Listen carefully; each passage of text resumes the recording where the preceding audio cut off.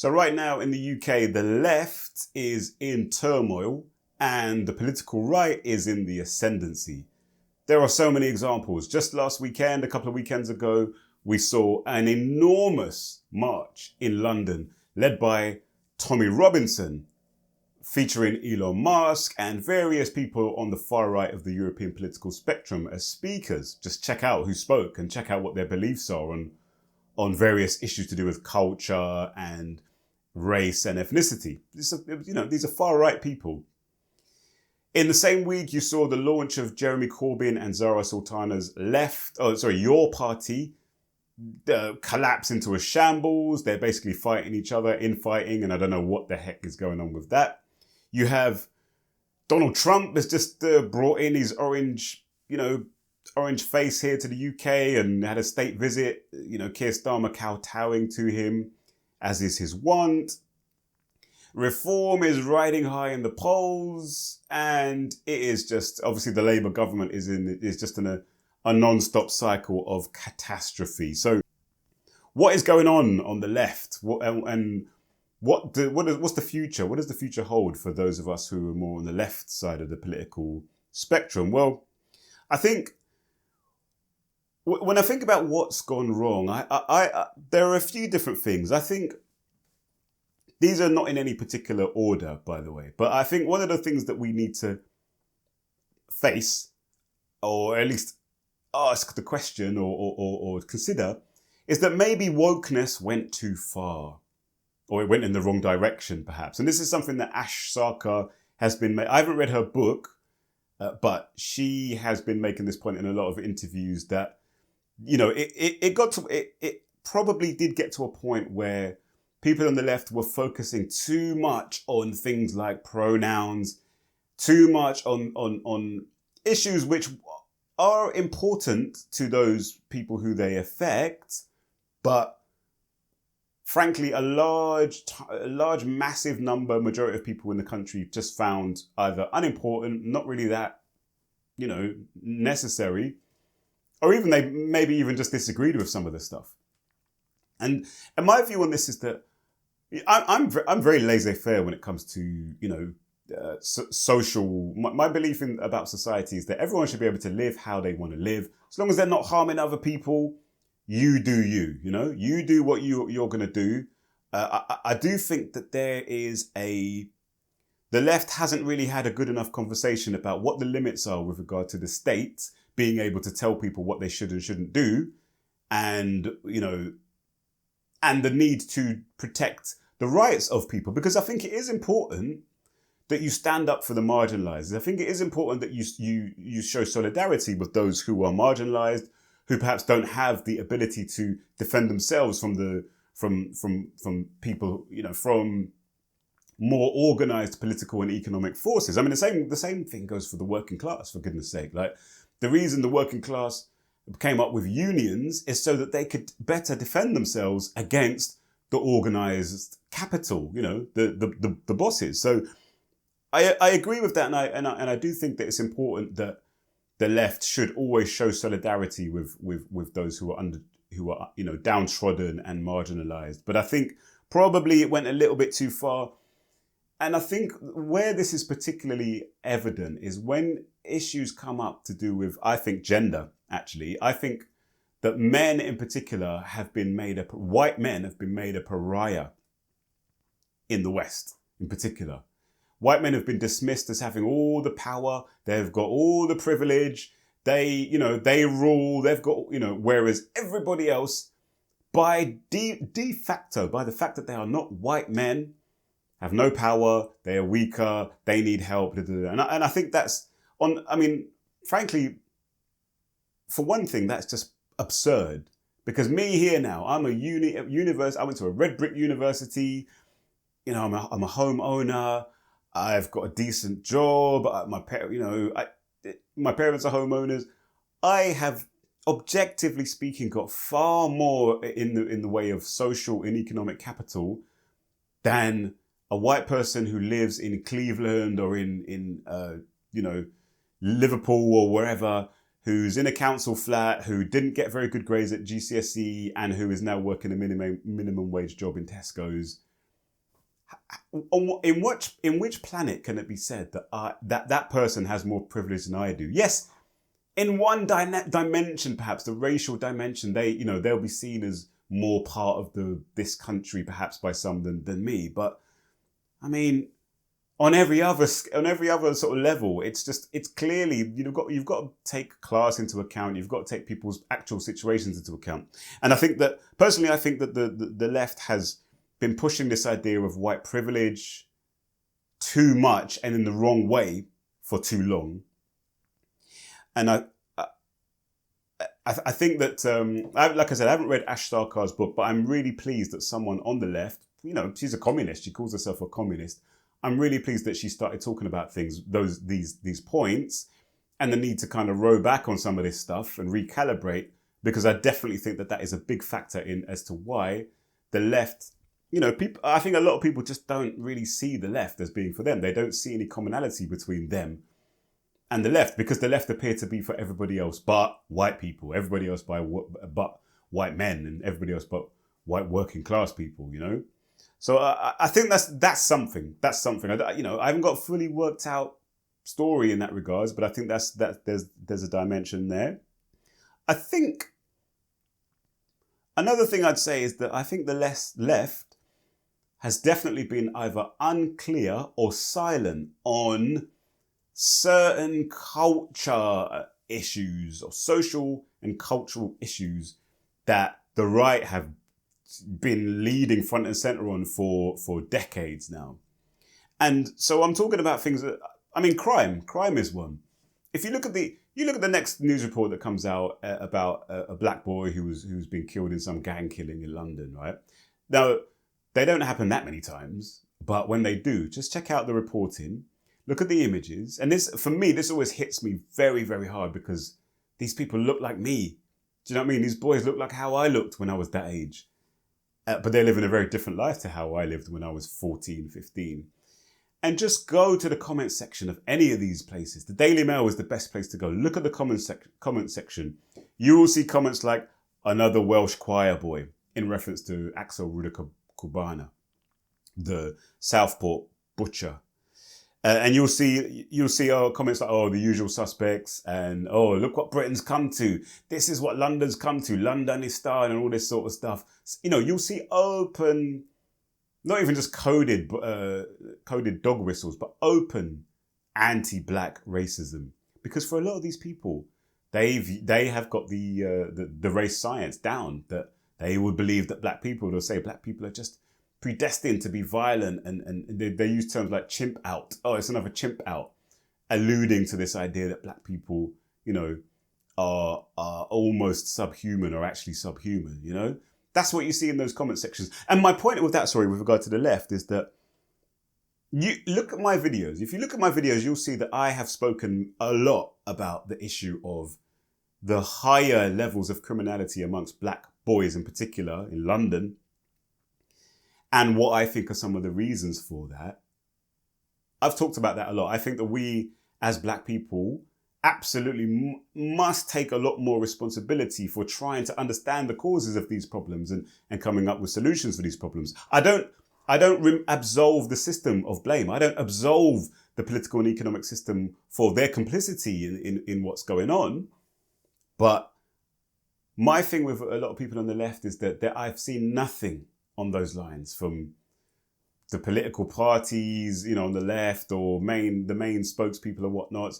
A lot of them are terrified to even jump to speak anything about criminality and crime amongst black people in the UK. Understandably, because my goodness me, you say it's a sensitive topic, but I think that it's no longer good enough for the left to just ignore these things, or to just only talk about the system and all that sort of stuff. Something different has to happen in that regards. And it's the same also with regard to things like, obviously, the so-called grooming gangs. Now, the right has politicized this.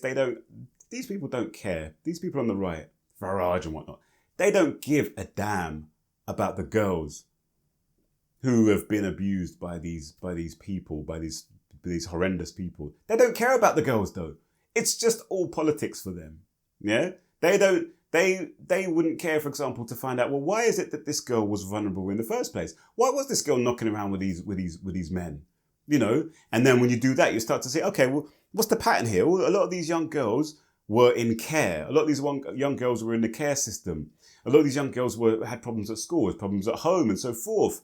What's all that about? And you pull this thread more and more and more. You start to see, there's a connection between the decimation of our social network in this country, the selling off of our assets, the removal of the safety nets and all that sort of stuff. There's a connection between all of that and the vulnerability of so many of the children in this country, but they don't give a crap about any of that. They just want to focus on the Pakistanis who are involved in this and the Muslims and they've got a ready-made narrative for all of this sort of stuff. They'll say that these people have come from these countries where they don't have any concern for females, and this is why they're doing these things, and the political elite has just ignored it, blah, blah, blah, blah, blah. A lot of untruths mixed in there, but my point with regard to the left is that I just think the left has been generally impotent. I've not seen a credible counter to these kinds of arguments, besides just saying, you can't say that, that's racist, that's that's Islamophobic or whatever. That's not good enough, guys. That never has been good enough. I say a lot of people see through that and they understand that, no, you're just scared to talk about these issues. Are people on the left actually thinking deeply about these issues even? Do we have people from Pakistani backgrounds or Muslim backgrounds or African and Caribbean backgrounds? Do we have these people in your circles, to have a proper nuanced conversation? Probably not. It probably speaks to the lack of diversity actually in the ranks of some of these left groups. I don't know. I'm speculating, but guys, the time for talking nice and not, just saying, oh, it's all fine. It's just bad. Yeah, the people are just right. That time has to end. If what we're seeing now isn't giving us enough of an understanding that times are changing and we need to change, then you're never going to change. So I think there's more serious thinking to be done on some of these cultural and social issues. I've put here that detachment from everyday concerns by the left. And what I mean is that I've got a couple of things written here. So men, I've talked about men. Men, 10 years ago or so, I was around these online circles with regard to men and men's rights and all that sort of stuff. And what I saw was a very compelling case made by many of these people who were on the right with regard to how what they called feminism had led to men being demonized and ostracized. Issues to do with male suicide and whatnot were just not really apparently taken very seriously. And there you could see many comments from people in positions of power dismissing any concerns with regard to men. And now what do we have? Several years later, we have the rise, the adolescence, and you have the rise of the incel movement and all this sort of stuff. I think those on the left, again, have to stand up and look in the mirror and say they've been part of this, because they, for many years, said white men are just, they are in power, this, that, and the other, and haven't taken seriously the plight of men, and in particular white men. I say many times, when you look at education, I look at a lot of educational topics in my videos, and mainly focusing on black people and how black children, fare pretty poorly. But alongside those black children, particularly alongside the black Caribbean, are white and black mixed children and white children. White working class boys in particular are right at the bottom of the pile. And it's not rocket science. If you have a situation where white working class boys are underperforming massively compared to boys of other ethnic groups, that means the majority of boys in this country are doing very poorly in education. Where is the left in this? Is the left not supposed to be here for the masses? Well, here we have the masses of white boys doing terrible in school. I've not seen the advocacy. I've seen a lot of advocacy and talk about girls. I've seen a lot of advocacy and talk about black students and this, that, and the other. Again, there's just something amiss there with regard to the view of boys, white boys and white men in particular. Another point I wanted to make on this is that I'm very much, if you look at my videos again, I'm very much into health, into science, and understanding our bodies. And, I'm very into like the influence, for example, the impact that light can have on our bodies, our circadian rhythms, all this sort of stuff. Very, very interested in that because I think, because mainly I'm just interested, but also B, I just think that in this day and age where sickness is skyrocketing, we can't afford to just expect to just be healthy by osmosis, and we can't expect that the National Health Service is going to be there for us if something, goes wrong. But when I look at what I've noticed is that amongst those people who are getting into these topics and whatnot, about health and diet and different ways of seeing dieting and whatnot, they're almost all on the right of the political spectrum. So I'll be listening to some podcast about, oh yeah, this is really good about how, infrared light actually has a really positive impact on our neurons in our brain, and actually it's good to get out into the sun and into the greenery. And then they'll drop something plugging Donald Trump. I'm like, ugh, why is everyone in this world, in this scene, apparently on the right wing? And there's a question there that I feel like maybe those on the left are too trusting of the medical establishment, of the political establishment. They're too trusting of mainstream medicine. And that means that they are just alienating themselves from the large numbers of, particularly middle-class people, but just large numbers of people in the UK and elsewhere who are seeing for themselves the rot, seeing the breakdown of health and well-being, and they're trying to find something, do something about it. And they see the left have just got nothing about it. If what you'll tend to find is that the left will only pipe up about these things when they're, attacking anti-vaxxers or whatever it might be. Or they're attacking people who are not going along with whatever the mainstream health narratives are. And I think that's an issue. I think we've got to talk about this. What is the left, generally speaking, when it comes to the left?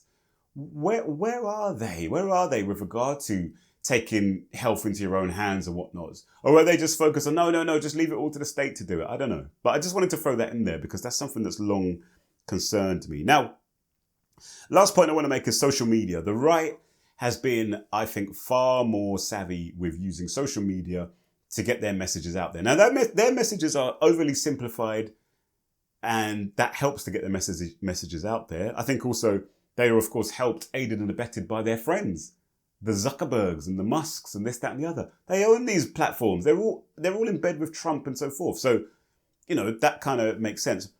But I do think that the left has been poor.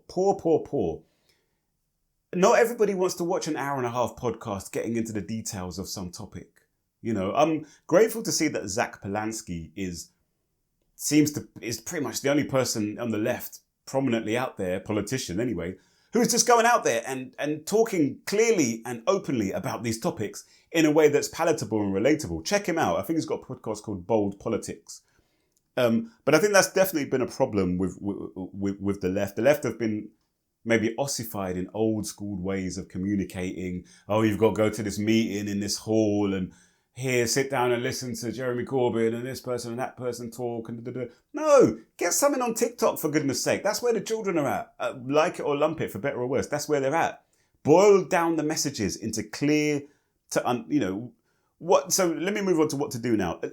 It's not Armageddon. It's not a given that reform will win. Even if reform win, that's not Armageddon. Do you know what I mean? Let's get out of this mindset that, we're all gonna, it's all gonna. No, forget that. What I think people on the left need to do is think long term. Think 5, 10, 15 years and start thinking about what are the key topics, what are the key issues that to focus on. Boil down the message about these key issues into very simple points and seed those issues. Now, there are many issues, just 3 I've put down here. So, for example, the selling off of the commons. This concept of the commons is, for me, a very powerful concept because these people who are marching in the streets and whatnot, they say they're patriots and they love their country. Well, I always say to like, if you love your country so much, why are you happy that your country, the land, is actually being sold off to foreign corporations, and these corporations are polluting your rivers, polluting your streams, polluting your lakes. You can't swim in them because they're just riddled with pollution. The water system in this country is so decrepit, it's so rubbish. The rainwater and the sewage goes in the same pipe. So anytime it rains, that's why our waterways are filled with literal crap. Why are you not talking about that? That's where, particularly the Greens, but others could be making massive inroads. Talking about the bills that are paid to these utility companies. Connect that with the fact that Margaret Thatcher and her friends, Blair and whatnot, sold off our commonly owned infrastructure to these corporations, and now we're having to pay them to pollute the land. What about the corporate destruction of our food?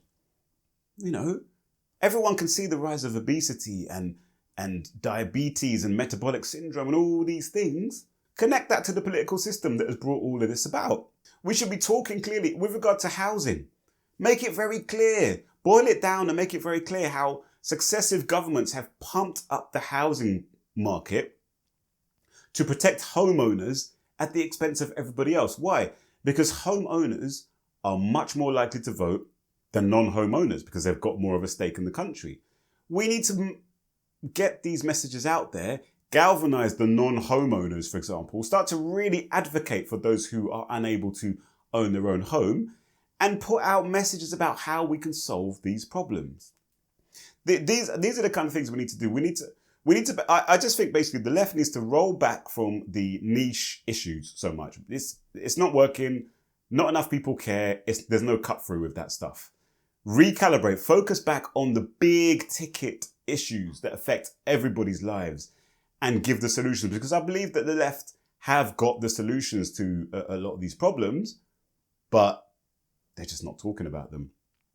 And I think it's about studying the right. You've got to study the right. Study Tommy Robinson. Study what they're doing, and see what you can learn from their tactics, because their tactics are working. Yes, it's not so easy to go and get like billionaire backers to support what you're doing. But if the left is supposed to be all about the masses, the left is supposed to be about people power, well, get people involved.